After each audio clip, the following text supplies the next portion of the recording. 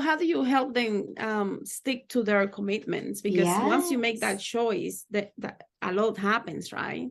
A lot happens. So the accountability piece is huge for me.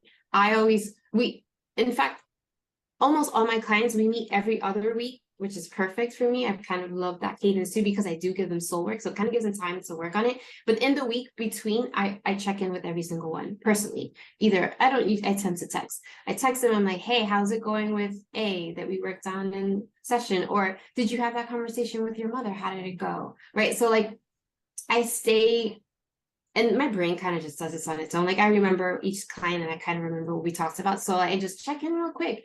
And that check-in is huge. So that accountability, one, is like something that really works for clients. Two, with some of my clients, they're more structured. So they actually like what I call a roadmap. So it's essentially a timeline. What are we in? So in February 1st, I'm going to begin doing X.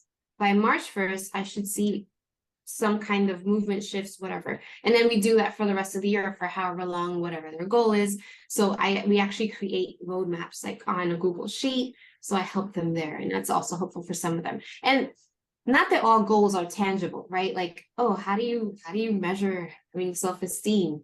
It's more so, what are the exercises and practices that you're putting in place to get to that self-esteem, right? So it can start being working out every day. It can be using positive affirmations every morning. So like tracking those things, not actually like, okay, yeah, 1 to 10, I'm more confident today. I mean, I wish it could happen that way, but it's hard. So some of them love the roadmap. And then the soul work, honestly, like I keep going back to that, but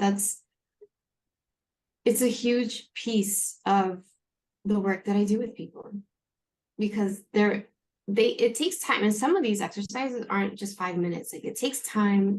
They set aside time for it. They put their hearts into it.